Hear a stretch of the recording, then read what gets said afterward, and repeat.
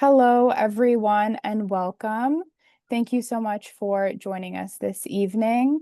We'll get started officially in just a minute or two. I want to make sure that before we begin, everyone has had the chance to join the Zoom.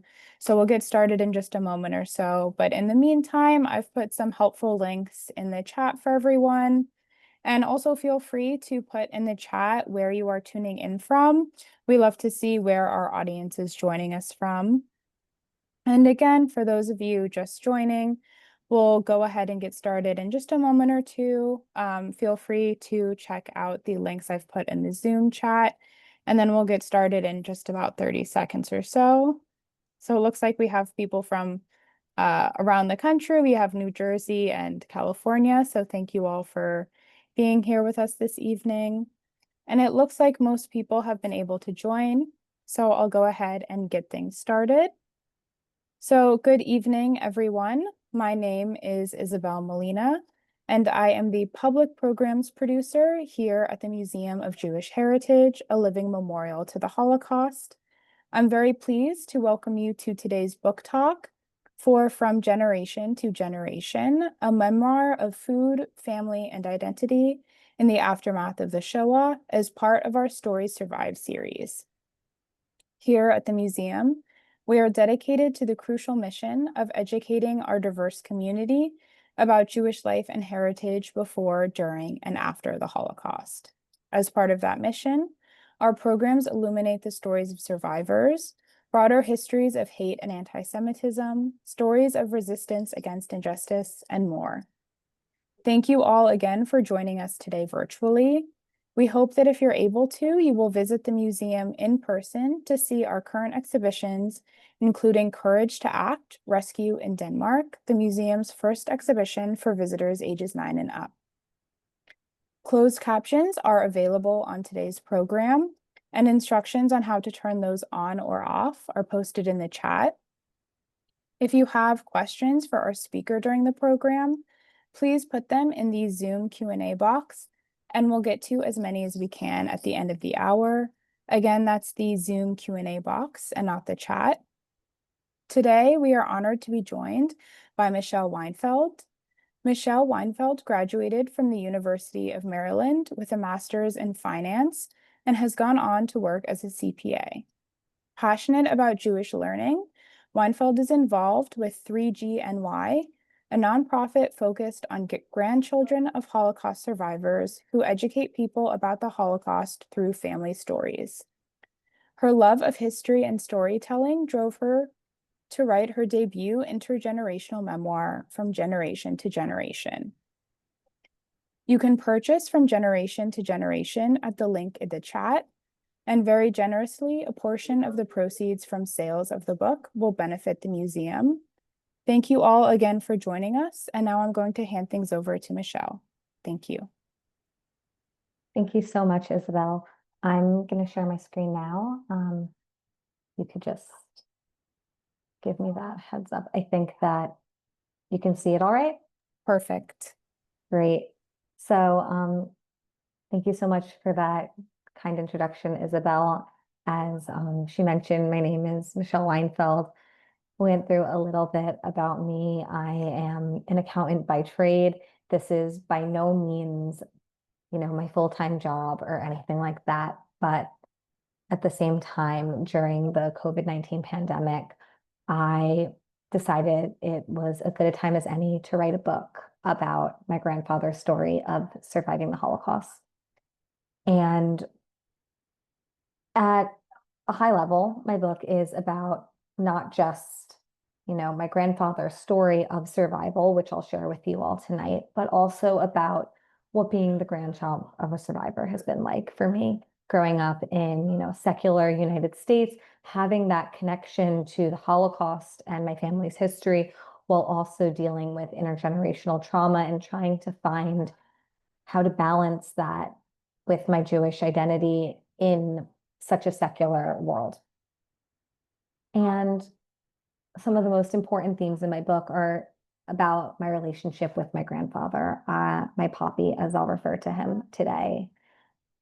So much of our story and time together was spent in the kitchen you're able to see, sorry, you're able to see this picture here of my grandfather and I cooking kletskas, which are probably my favorite food in the entire world.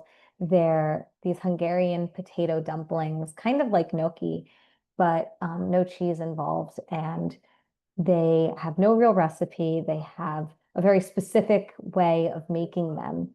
And I never seem to get them quite right without him, but I have kind of put them together in the back of the book as well, along with some of the other recipes that my grandfather made when I was growing up. And food was really central to our relationship, not just because we spent time in the kitchen cooking together, but because I feel like a lot of the stories I heard from him, a lot of the ways that I learned about his childhood, his life, came from sitting down and enjoying a meal with him. He wasn't the most open about his experiences, but food usually helped. It helped him bring his walls down a little bit, and it gave me the opportunity to really spend that quality time with him and get to know him. And why I decided to write this book was because I always knew that my grandfather's story was important. I don't exactly have a first memory of when I learned about the Holocaust or that my grandfather was a survivor. It was kind of always a part of who I was. But even from, being in elementary school, I asked him to come speak to my Hebrew school class. He had been interviewed and he, I always had this interest. And so I knew that I wanted this story to be written down and ideally that I could have it and share it, whether it was just with my immediate family or with people that knew him. And then as I started to put together this book during the pandemic, I had some extra time and I realized that my grandfather wasn't going to be around forever. I was like, this is the best time to do it. And so I listened to his old interviews and transcripts. I went to his house and had him answer questions for me. And ultimately, throughout the process of writing this book and sharing this and trying to share this story, I realized that it was so much more than just his story, but also the story of our relationship and our love and the incredible life lessons that he taught me and have influenced the way that I see the world and the way that I try my best to live my life in a way that honors his memory now. So I guess starting from the beginning of his story, my grandfather was born in Munkac, Czechoslovakia on July 10th, 1925. Interestingly enough, he and his family didn't identify as Czechoslovakian. The town that he lived in, Munkac, was at the base of the Carpathian Mountains. And this town went through a lot of different border changes throughout my grandfather's life. My grandfather and his family always identified as Hungarian, and that's because his father, this man in the picture on the top right, he was an officer in the Austro-Hungarian army. He actually was a war hero in World War I. And because of that, my grandfather and his family, first of all, identified as Hungarian, but also lived an upper middle class lifestyle. My great grandmother didn't work. She was a homemaker. My great grandfather, when after World War I, he became a tax collector in Munkac, and they lived in a very nice neighborhood. It was a mixed neighborhood full of all different people. There were Russians, there were Polish people, there were Germans, there were Jews. It wasn't it wasn't a shtetl. People think that a lot of, everybody just expects that because he grew up in Eastern Europe in the time that he did, that he lived in, a hut or something. But this picture on the left is actually a picture of my grandfather's house that he grew up in.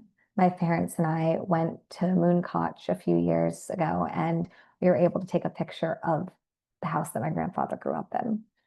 He said that it looks almost exactly the way that he remembers it. And it was a pretty big house. It had 5 rooms. They had a beautiful garden in the back. They had a dog. They had a car, which was not very common for the time period. And being in this mixed neighborhood, even though my grandfather went to the Hebrew Gymnasium, the largest Zionist school in Eastern Europe, and learned, his normal Jewish subjects or his normal school subjects, in addition to learning Hebrew and some Jewish schooling as well. The neighborhood itself, because it wasn't Jewish, my grandfather had friends that were both Jewish and not Jewish. He lived very traditional Jewish life. They, had Friday night dinner and Saturday afternoon lunch. His father went to services every Saturday, but Poppy didn't. And if we look at this picture over here, we have in the back my grandfather's older brother, Yoshka, his two sisters, City and Bella, who were not twins, even though they looked very, very similar. And this little blonde boy in the front here was my grandfather, Poppy. And he grew up in a pretty regular Jewish life. He had his family and he celebrated the holidays, but they weren't Shomer Shabbos. They lived their life. He didn't love school. He would rather play soccer, or they would hike up the mountains near them and then ski down. And things weren't so bad being Jewish in the beginning. My great-grandfather had this great job as a tax collector. Bella went off to college, and she was an incredible gymnast, so she was able to go to college in Budapest and do that. He had these friends, as I talked about, but there was anti-Semitism, but it wasn't particularly impacting him on the day-to-day.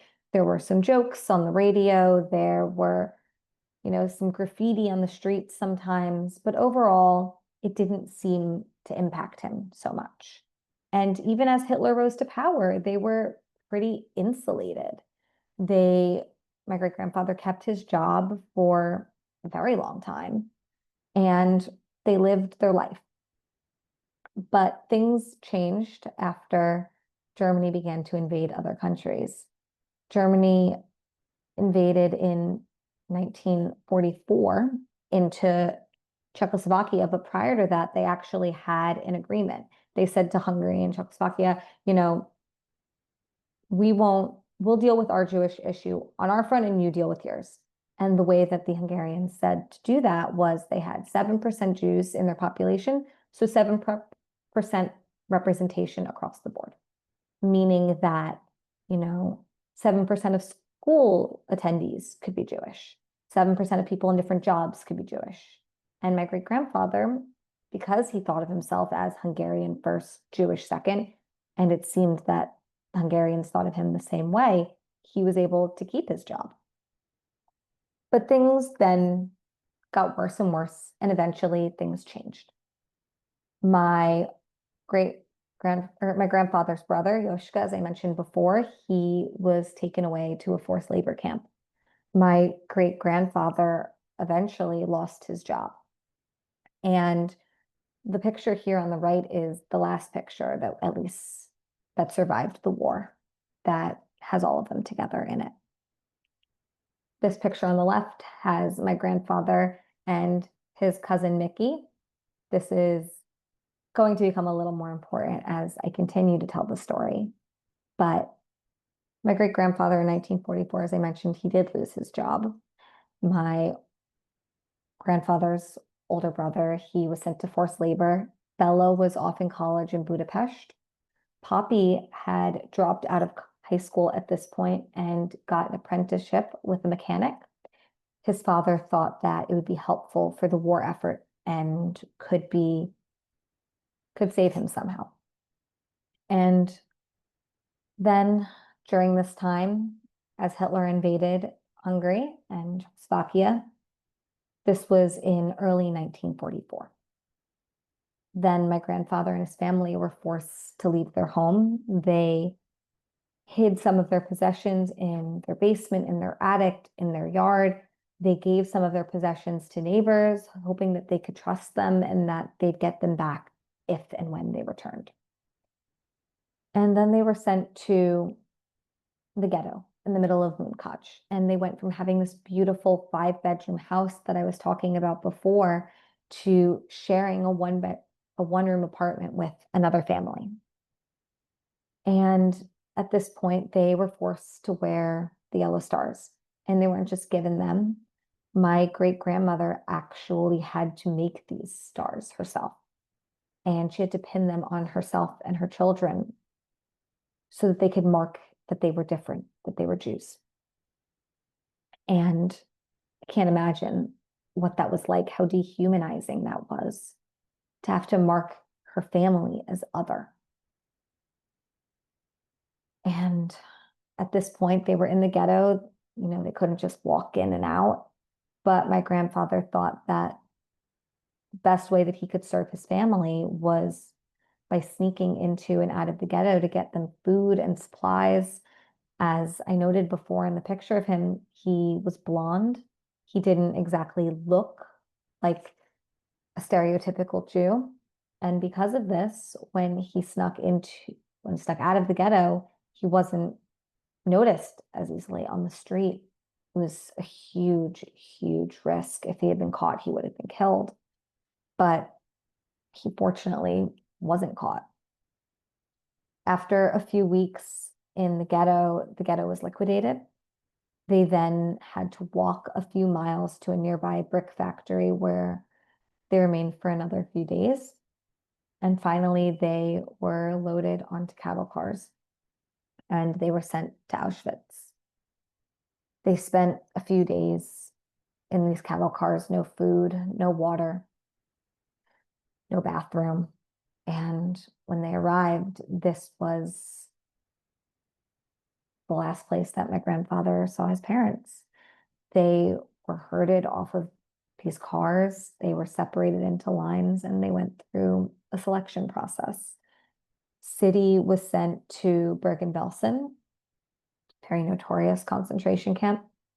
Poppy's mother was holding her nephew and was sent right away to the gas chambers.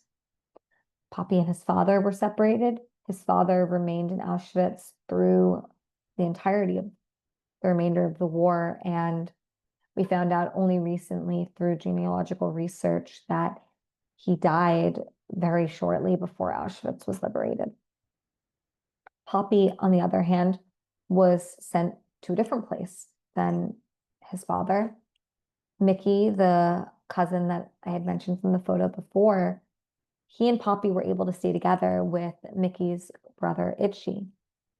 And they stayed in Auschwitz for a few days. They went through traditional prisoner intake process.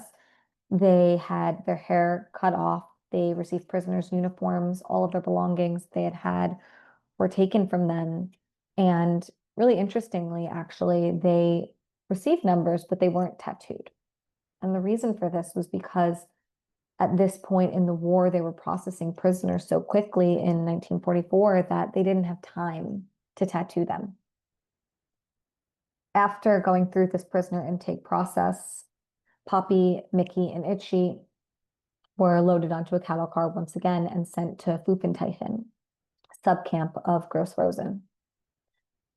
They remained there through the rest of 1944. My grandfather said that every day was the same. This was a work camp. It wasn't an extermination camp. And for that, they were relatively lucky. They didn't go through traditional, selections. There were no gas chambers, but they still had grueling work every single day. They woke up, they received a small amount of what the prison called bread, which was really just like a tiny piece that tasted, he said, like sawdust, probably was made with some, and a tiny pat of butter. And then they did their exercises. They showed that they were, physically capable of working for the day. And then they walked to a nearby Krupp's factory, Krupp's coffee pot. But during the war, all of these factories were converted to munitions factories. So my grandfather then would work at the munitions factory all day. And then when the day was over, they would walk back. When they got back, they received a small bowl of what Nazis called soup, which is really just a little bit of water in a bowl, maybe a piece of meat or vegetable floating in it. They were lucky. And that is how their days went every day after day. But then they start to hear whispers of liberation, maybe that the Russians were nearby. They heard airstrikes overhead. And this was late in 1944 in the winter. And nothing came of it. They just were hearing these things, but they didn't know if anything was true. They didn't know if the liberation was coming. And then one day, my grandfather's number came up to shovel coal. He had to go out. He wasn't given, a jacket. He wasn't given any extra food to keep him warm. And he shoveled the coal to help heat the camp. He fell ill during this time, and he was sent to the infirmary. Fortunately, there actually was an infirmary at this camp, and even more luckily, the doctor that was working there was from Mooncotch. He recognized Poppy somehow. He knew my great-grandfather because I think everybody seemed to know him. And he told Poppy that all these rumors that they'd been hearing about liberation, about the Russians being near, they were true. And before the Russians were going to get there, the Nazis wanted to liquidate the camp. They wanted everybody gone, and they were going to take them on a death march. And the doctor had been signing off that Poppy was sicker for longer so that he didn't have to go back to work right away. But eventually, he couldn't keep signing it off. So Poppy went back to his cousins and he told them what he'd heard. He said, the doctor confirmed the rumors. Our options are either to hide here, maybe get killed, or to go on this death march, maybe get killed that way. So ultimately, Poppy and Mickey decided that they were going to try their luck at hiding. And Itchy decided that he thought the best thing to do would be to go on the death march. That was the last time that Poppy ever saw Itchy. And he and Mickey decided that they were going to hide actually in the infirmary. So they did. And the soldiers that were left behind to do the sweeps, they weren't looking so hard. He somehow came out lucky yet again. So when the soldiers came in, they walked in, they looked around, they walked out. They didn't check anywhere, really. They didn't look so hard. And because of this, after days of waiting, after days of worrying, they finally heard Russian being spoken. And they knew that they had been liberated from the camp. And this map shows how far they had gone, how far they were from home. So if you look down here on the right-hand side, you see Mooncotch, my grandfather's hometown. It was 251 miles to Auschwitz, where you see Oswegen here. That is about where Auschwitz is. And then 133 miles from there is where Pfluffentychen was. So my grandfather was the same distance as New York City going to Niagara Falls from home. And he had no money. He had no phone. There was no Uber. And he had to start figuring out how to get back. So he and Mickey ultimately looked at each other and they said, guess we'll just start walking. So they started walking. And fortunately, not long after, they were stopped by Russian soldiers in their car. And they said, where are you going? Where are you trying to get to? Poppy and Mickey said that they were going home back to Mooncotch. The soldier said, you better turn around. You're walking in the complete opposite direction. If you keep going the way you're going, you'll walk straight into Germany. So fortunately, they made their turnaround and they started going the right way back to home. They would sleep in abandoned houses, take food, take clothing if they could, trying to get a meal. And they hitchhiked, they jumped on the back of moving trains that seemed like they were going in the right direction. They walked a lot. And eventually they made it into Poland. They hadn't gotten home, but they were on their way there. I'm going to read a short excerpt now from the book about this time, about when they arrived in Poland and sought refuge in a Polish church.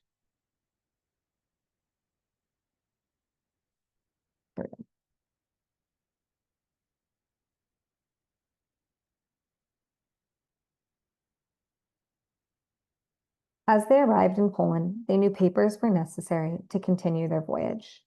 They saw a church in the center of town and decided that would be the best place to start. The priest was kind and welcoming, allowing them to stop and relax for a while. In this time, he was able to acquire papers for them from the local police. The Polish were very religious people, you see, so that's how he chose to go to the church. You know, this guy was the Pope, Poppy noted before continuing his story. Actually, a side note on that, we've done a little bit of research and found out that the Pope was in that part of Poland around that time. So it is fully possible that my grandfather actually met the Pope, which is pretty unreal. Upon their arrival at the church, the priest asked if they'd eaten breakfast, and they replied they had not. As they were welcomed into the church, they were greeted by the aromatic saltiness of freshly cooked bacon. The eating area had a long table with a feast laid out across it. Poppy's mouth salivated, thinking about having a warm and filling meal. The table was covered with plates of eggs, fresh rye bread, and bacon. It was nothing like the breakfast he grew up with, but he couldn't take his eyes off the sight of crispy, caramelized bacon before him. He'd never eaten pork before. Jews and bacon, generally an unsightly pairing, especially in my kosher household. In middle school, I became a vegetarian and was never too fond of meat to begin with. The sight and smell of pork nauseated me more than anything else. I would see the grease lining the pan in a hotel fresh-to-order kitchen, and my stomach would quickly begin to turn. Bacon would just never be for me. For Poppy, on the other hand, bacon was the greatest food in the world. His mouth watered as bacon hit the only non-kosher frying pan in his house. As the bacon began to sizzle and crack, Poppy always thought of the point in his journey home where he and Mickey found refuge in that Polish church. As he told me the story, his eyes lit up. He turned to look over at Mickey for approval, who shrugged and filled his own plate. Mickey was never much for following the rules, and who was Poppy to deny a hot meal? They could probably spin the situation to say they were keeping in the spirit of Pekuah Nefesh, watching over the soul, which puts preserving life over following Jewish laws. In reality, they were starving and tired. Keeping kashrut was the last thing on their minds. They piled their plates and felt the greasy crispiness warm their bodies from head to toe. This was the feeling lost in the camps throughout the war. Freedom.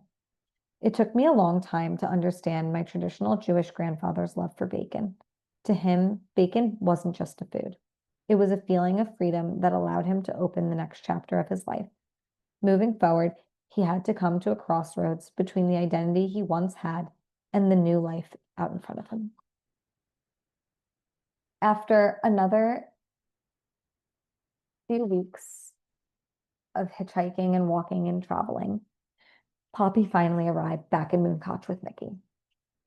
They went back to Poppy's house where he had grown up, and fortunately, the house was still standing. There was a broken window. Everything had been taken out of it, but the house itself was still there.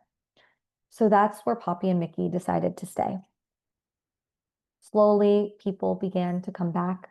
Bella came, told him that his sister City was alive as well. She was in Budapest. They then went to their neighbors to go see if they could get back some of their belongings.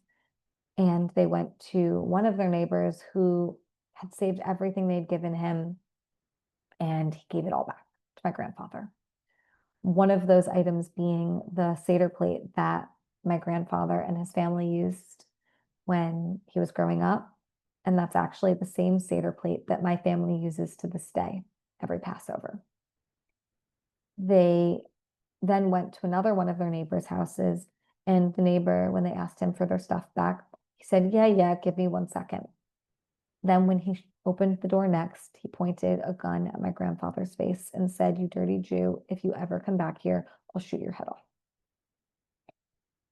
It just shows the juxtaposition of two types of people that existed during this time period. There were some that, could be trusted, and the neighbor that they thought they had was the neighbor that they did have. Then they had another neighbor who completely took advantage of the situation and took what he could get, and that was that. After that, my grandfather and sister, they went to Budapest. They reunited with the city, and they stayed in, a variety of places for the next few years. This was in 1945. My grandfather worked teaching Hebrew in one of the DP camps, the displaced persons camps, and he actually would go and work in some different displaced persons camp as he traveled. He also did a little bit of black market work. He said buying and selling cigarettes and cameras to Americans mostly. And he lived what he called a bohemian life during this time. Over the next 5 years, he didn't have a lot of responsibilities. He just kind of floated through life and around. During this time, he had really thought about going to Israel, and, he was going to. And then one night before he was supposed to go, he was out and he was seeing a girl, and he decided, okay, maybe I'll go later. I don't need to go now. So he missed that trip, and it was actually very lucky that he did, because a few months later he fell ill. He had spinal tuberculosis. He was in a full body cast for months, and by the time he got out of it, he had damage to his spine that affected him for the rest of his life. He knew that if he went to Israel, he wouldn't be able to fight in the war that was bound to happen. He wasn't able to do the manual labor on a kibbutz. And so he stayed even longer in Europe. At this point in 1950, both of his sisters had gotten married. Bella had moved to the United States with her husband and her son. And she said to my poppy to come to the United States. They had a cousin there who would vouch for him, get him to the top of the list to come over. And what was he doing still in Europe? What was waiting for him there? So he said, I guess I'll come over. City decided to stay because her husband was an avid communist and supported the Communist Party rising to power in Hungary. And so they parted ways there. They still talked on the phone all the time, spending tons of money when my mom was growing up to communicate with each other. But Poppy decided to come to the United States, and he got on the ship, and they had to, quote unquote, work for their fare to get across. And my grandfather's job on the ship was painting the ice cream freezer. And what that meant was my grandfather sat on the ship and he ate tons and tons of ice cream every day. And when he finally arrived in the United States and saw Bella, she and her husband met him at the pier in New York City. They brought him an American ice cream cone, and he threw up right off the side of the dock. He didn't come in through Ellis Island. He came straight into New York City right on a pier. And this is my grandfather's naturalization paperwork from 1955. Came to the United States in 1950. And once he was here, he fortunately was able to get a job pretty quickly. He worked at a factory that made uniforms and eventually rose up to become the foreman of that factory. When Bella decided that it was time for him to settle down, she went into work and she asked this woman that she worked with, she said, "What are you doing on Friday night?" The woman said, "I'm not doing anything." She goes, "You're going out with my brother." And that was the story of how my grandparents met. Bella decided it, and so it was true. And so the story goes, my grandfather met my grandmother. They had two children, my aunt and my mother. And from there, 4 grandchildren, my two cousins, my brother, and myself. And my grandfather passed away a few years ago at the ripe old age of a month shy of 96, which is pretty incredible at that. And there were some really important lessons that my grandfather taught me in his life, but I also think that understanding him and food is probably one of the most important things. So there are a couple of things that I mentioned in the story about, the bacon frying pan, the fact that my grandfather's family kept kosher. My grandfather kept kosher when my mom was growing up, but he had a bacon frying pan, and bacon, I guess, didn't count. He also, interestingly enough, he kind of stockpiled food. Anytime anything was on sale, he was incredibly frugal. He had tons and tons of canned goods. There were definitely some lingering food related, trauma, honestly, as a result of, both the time that he grew up in and also his experience in the Holocaust. And some of that comes from having to clear your plate. I think a lot of that also came from my grandmother. She was not a survivor, but she grew up in the United States to a not very well-off family, and the frugality allowed my grandfather to provide for his family because he came over here. He had absolutely nothing, and he built himself a life, and he was able to provide for his family, not just his own family, but for other members of his family. He would send money to support them. And this generosity was an incredibly integral part of his being. But also,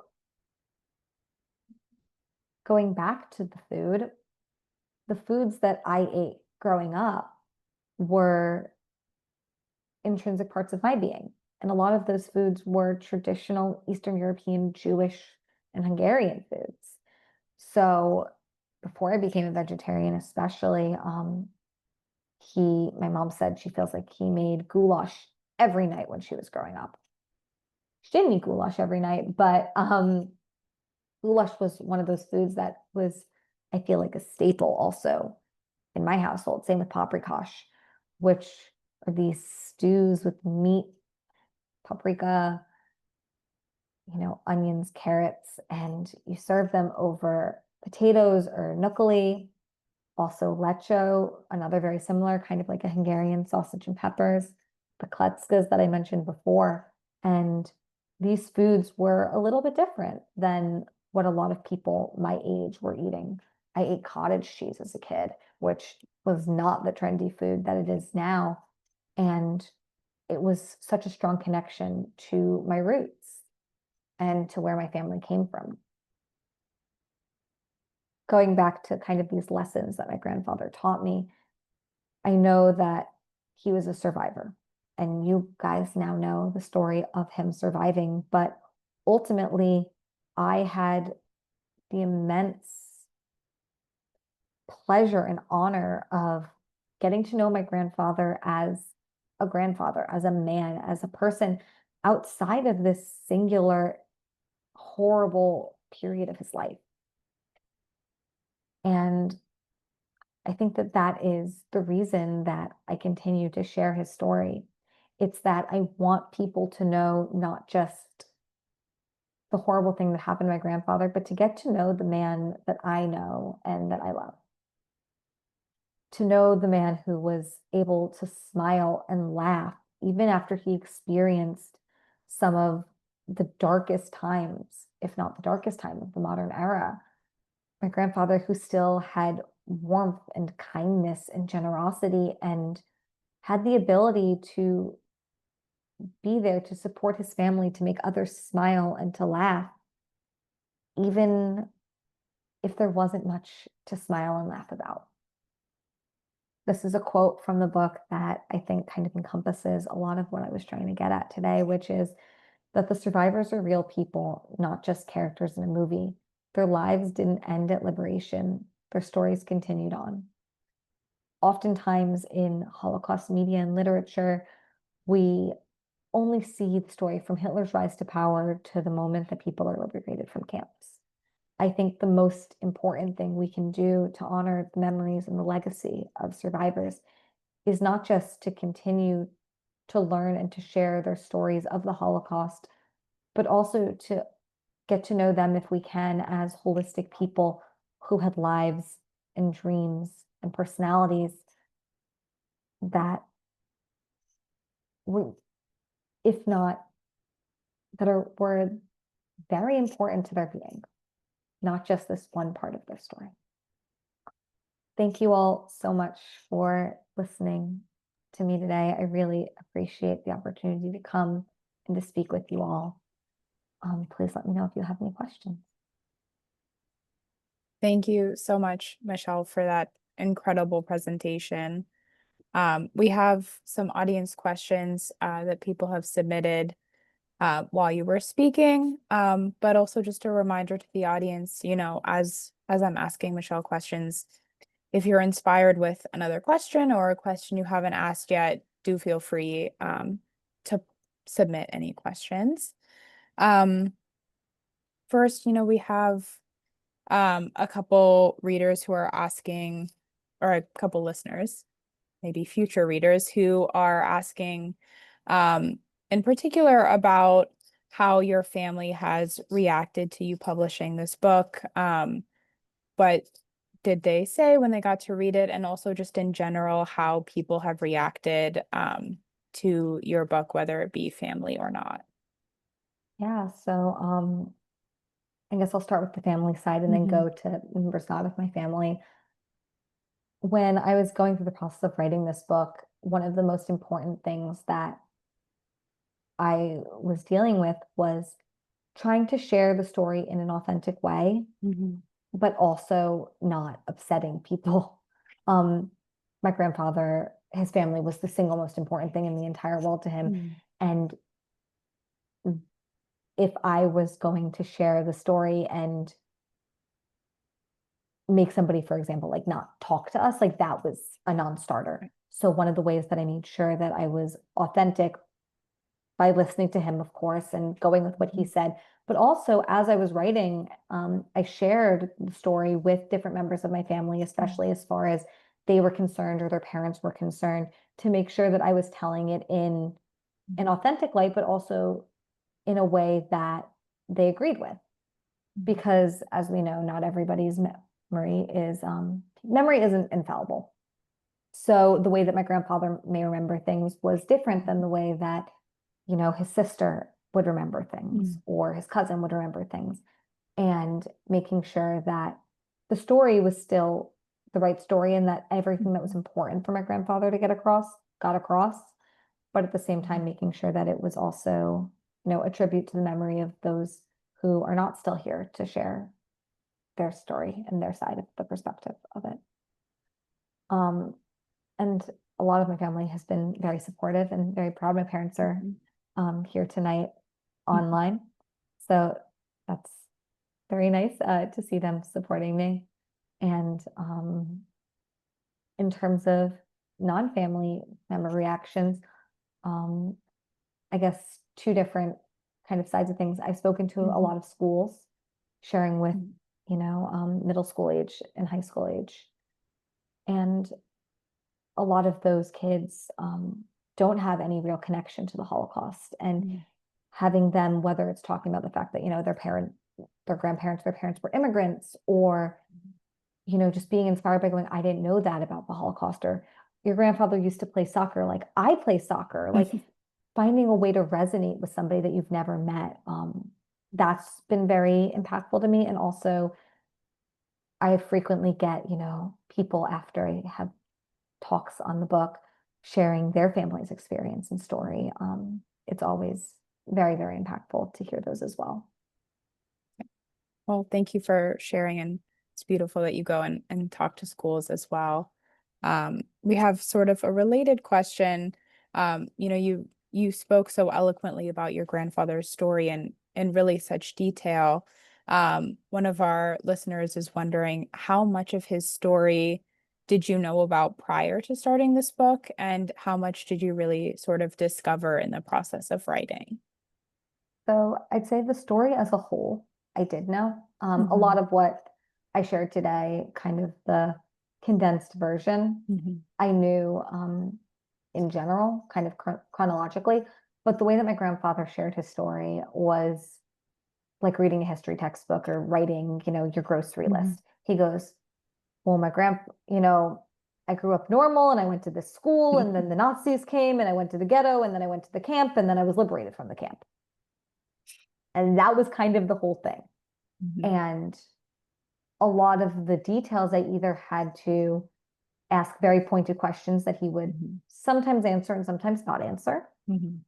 And also listening to the stories of other survivors that, were in Buventychem, for example, at the same time as my grandfather.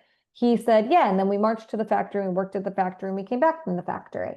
But when I did a little more research, that it wasn't just like he went for a leisurely walk. They were walking Hmm. for miles and there were two barbed wire fences that they walked between. And on the outside of those fences were soldiers with dogs that, would bite you if you got too close to the edge of the fence. So a lot of those details were either pulled from my grandfather or pulled from other survivors' testimonies because my Hmm. grandfather was a man of very little detail, pretty much just these are the straight facts. Thank you for sharing. That sort of leads into another question about the research process and the process of writing this book. As you mentioned, it's your first book, so some listeners are wondering, what the process was like for you. What sort of research did you do to supplement your grandfather's testimony, and also if you faced any challenges along the way. Yeah, absolutely. So I'd say first and foremost, of course, firsthand testimony from my grandfather Hmm. was my primary source and what I wanted to Hmm. base most of it off of and what I tried to do. But I also used a variety. I mean, the Holocaust Museum in Washington, D.C. has an extensive amount of archives. I know the Arelson archives are probably Hmm. some of the most famous. Also, Yad Vashem has archives online as Hmm. well. And going to those, kind of trying to research whether it was members of my family and what happened with them, but Hmm. also just, Pflugentychen is a much smaller camp. There's Hmm. not a lot of information on it through traditional means. So going through individual survivor stories as well was very, very helpful in filling in those details. Thank you. We have another question about if you were inspired or influenced by any other books that have been written by survivors or descendants, or because you talk so much about food and what it both meant to you and your grandfather, if you looked at any cookbooks in your writing of this story as well. So I didn't, and I probably should have with the cookbook front. I think both, I've always had, a compulsion to read Holocaust Mhm. fiction or Holocaust literature, both historical fiction and nonfiction. Mhm. Um, the girl with the silver star, Rachel Zolotov, she was an author that posted in one of the author groups that I was in. Mhm. She went off basically nothing and Mhm. reconstructed her family story. I was able to connect with her, and she was a huge, huge influence on helping me write this book. Just great.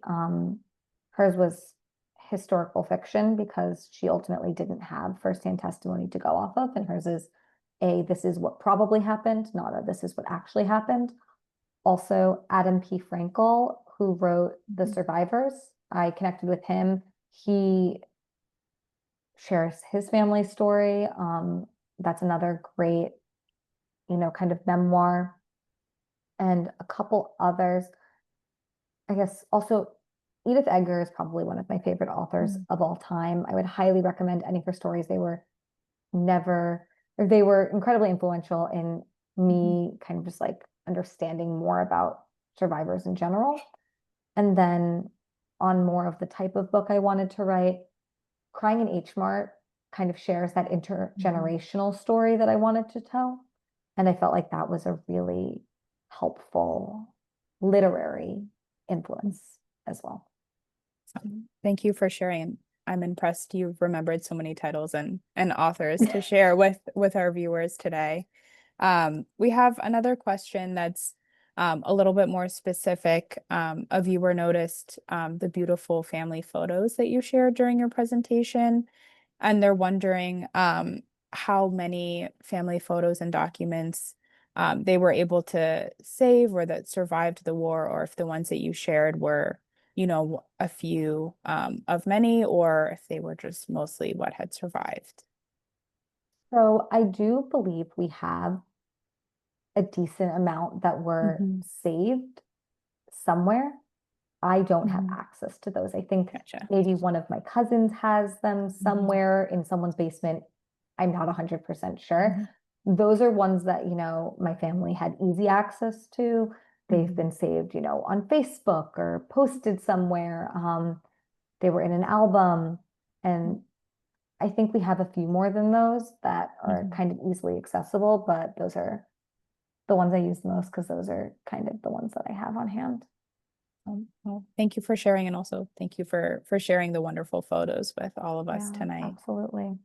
We have another kind of follow-up question to the question about your grandfather's story earlier on. Another viewer is wondering how much of your grandfather's story he had shared with your mom while she was growing up, or if there were any bits and pieces that you discovered in your writing that she actually hadn't known about before.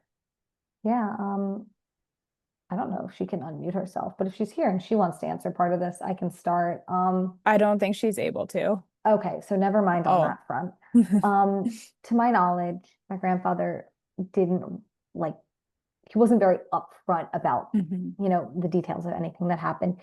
A lot of his friends and his kind of close circle were other survivors. Hmm. So she would sometimes overhear things, but not Hmm. so much in terms of like, he was like, this is what happened to me and you should know.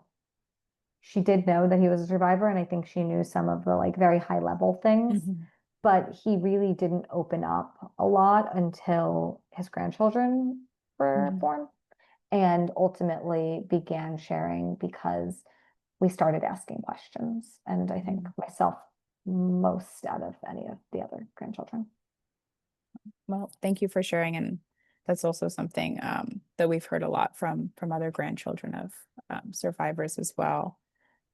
We have another viewer who wrote in, who's considering a similar project that you undertook with your grandfather, and they're wondering if you have any advice for someone who's maybe just getting started, hasn't written a book before or done this amount of research. What your advice would be, and where you think the best place to start would be as well. So I definitely say reading other Holocaust literature, just reading books in general, understanding how characters are developed and stories are built, Mhm. and coupling that with doing extensive amounts of research. I think those are your best starting points because you want to have a clear idea of what is the story I want to tell, and then Mhm. also what does like a character arc look like? What details do I want to fill in so that I have, obviously these are real people, but for the purposes Mhm. of a book, like this is a character, and like Mhm. I know my grandfather incredibly well, but none of you have met him, or most of you haven't met him. And so trying to understand him as a whole, how do I bring him to life? What are the things that are important so that you can visualize him and you Mhm. can empathize with what he's going through? Thank you for sharing. I'm sure that will be helpful to our audience members considering something similar. Um, I know we're nearing the end, so we'll ask maybe one or two more questions. Um, we have someone else, or a few people actually, who have asked, what do you think the most important lesson is in this book, or what do you think your grandfather and you would most want people to take away from reading the book if it had to be just one thing? I think my thing is different than what his thing would be. His thing would be Good like your answer. family is the most important thing, and like you do everything you can for the people that you love. Mm-hmm. And that doesn't even necessarily just mean like your blood, also like found family, very important. Like Mhm. do for those that you love all that you can. On my kind of opinion on Mhm. this, I think it's the importance of like my grandfather went through the worst tragedy of the modern era and was still able to laugh and smile and be kind. And I think right now there's a lot of negativity in the world, and we've all gone through our own things and we've Mhm. all had our struggles, but not allowing those struggles to define you and still looking at a way to be positive and try to smile, try to be kind, and put something good out into the world. Thank you for sharing, and of course, both very important lessons. We have one last question that I think will be sort of a nice place to end, looking forward into the future. Um, Someone wanted to ask you if you can see yourself writing more about your family's story in the future, or if you see like next iterations of this book, sort of how you see taking this into the future and your family's story into the future as well. This was very much a labor of love. I am not a writer. I am an accountant. I'm like number spreadsheets type of girl. But this story was so important to me that I felt like I needed to write it. Mhm. I don't ultimately feel a need Mhm. to write anything else. I am not against it. If I think something came up that kind of sparked that, fueled that fire, so to Mhm. speak, then I wouldn't be against it. But ultimately, I think the best thing that I can do with my time now is continue to share the story that I have and hopefully continue to, educate on Holocaust. And my grandfather is unfortunately not here anymore, but Mhm. keeping his memory and his story alive through presentations like this is, I think, the best thing that I can do. Mhm. Well, thank you so much for sharing and for taking the time this evening to share your grandfather's story with our audience here tonight. Um, I'd like to remind our audience that you can purchase Michelle's book From Generation to Generation. In the chat, I've put the link in the Zoom chat there for you again. We also hope for our viewers that if you enjoyed today's program, you'll consider making a donation to support the museum, which you can do at mjhnyc/support. We also hope that we'll see you at our upcoming programs, which you can find at mjhnyc.org/current events. Those links are also there for you in the chat. You can also watch past programs and view and share the recording of tonight's presentation, which will be available next week on our YouTube channel. So a big thank you again to Michelle for coming and sharing this story with all of us. Thank you again to our audience who has joined us this evening, and for all of you who asked questions as well. A big thank you to everyone. We hope you all have a great night and that we'll see you soon. Thank you so much for joining us. Thank you all so much.